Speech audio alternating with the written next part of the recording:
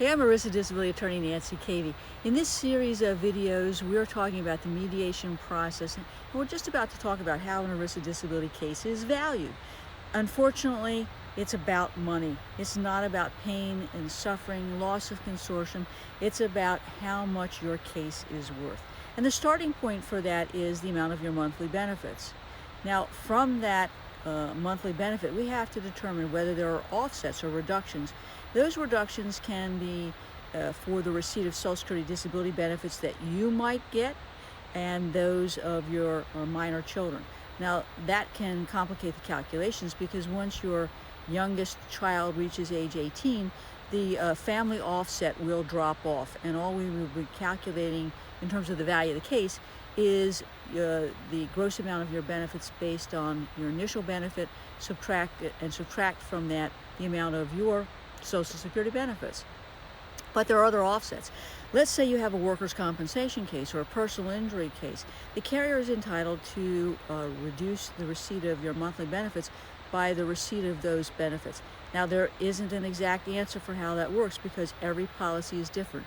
Some policies will only reduce your LTD benefits by the receipt of lost income benefits paid for PIP benefits, or as part of that workers' comp settlement or part of that PI settlement. So it's really important that your attorney who represents you in those areas, PI or workers' comp, looks at the language in your policy, and better yet, consults with your ERISA disability attorney so they know how to properly phrase the release and try to protect as much as that money as they can from the disability insurance company saying, hey, you got some money in your workers' comp case for lost wages and we're going to reduce your monthly benefits by that, or we're going to prorate it over a period of time.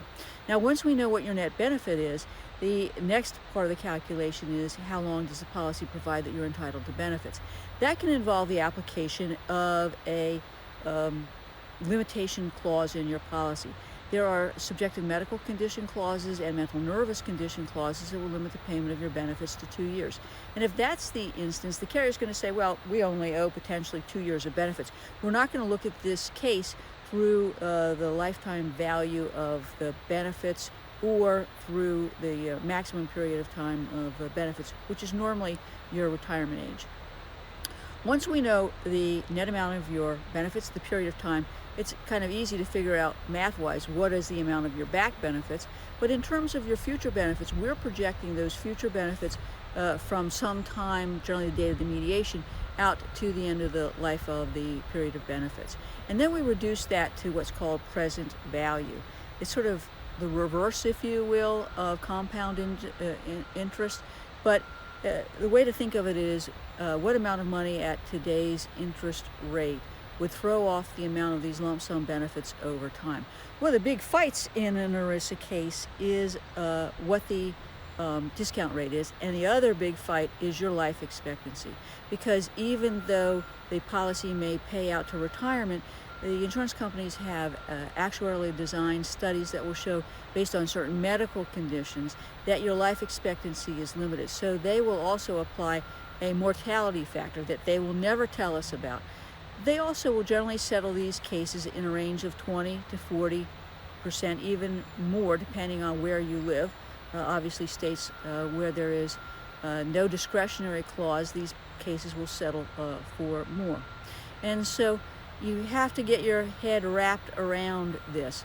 They are not responsible for paying for any raises that you would have gotten but that you didn't get because of your disability. It's a pretty simple math calculation, though there can be times when we don't agree on this, and it takes us some time to get there. I like to get the numbers agreed upon with the disability insurance carrier before I get to mediation, and as part of the preparation for my clients, I'm writing them a letter explaining how we got to those numbers and what the normal settlement range is. So you've got to have your expectations set properly when you walk in to the mediation. Let's talk about the actual mediation negotiation process that goes back and forth.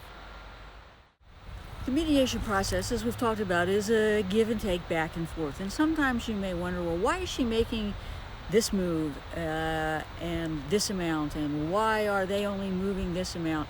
We seem to be moving more than they are. Well, that's sort of a mediation process.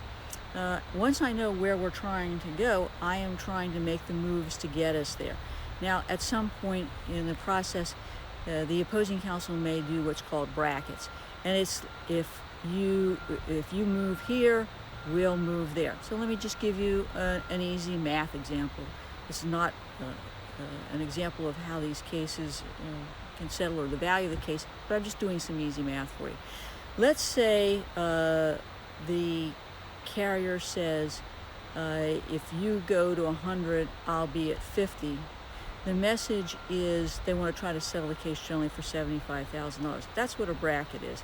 So they're setting their lower limit, setting their higher limit. And that will normally happen, in my experience, about 4 to 5, maybe 6 moves into the mediation. We're feeling each other out. We're now starting to send messages about where we think the value of the case is. You may or may not be happy with that, but sometimes that's what the reality is. That's what they're willing to pay. And the question becomes whether you're willing to accept that amount to settle your case. That's a decision that I talk with you, as does the mediator, so that you can come to the decision that's right for you and your family. One of the things you do need to understand in the mediation process is that standard of review will really impact the value of the case. If it's a de novo case standard of review, the case is probably going to settle for more. If it is a arbitrary and capricious, the case is probably going to settle for less. And the other factor is the judge. In the Tampa St. Petersburg area, we had a judge who basically in the course of her career maybe only awarded a dozen of these cases in favor of the policyholder. Those odds are pretty crappy, and the carrier knows their likelihood of success, and they're going to factor that in terms of the offer that they make to us in terms of settlement. Ultimately, you'll have to decide whether you want to settle or proceed to the next stage of litigation, which is called a motion for summary judgment. But before we get there, let's talk about the release that you may be asked to sign if the case is settled. And I don't mean if, you will be asked to sign. The question really is, what are the terms of the release?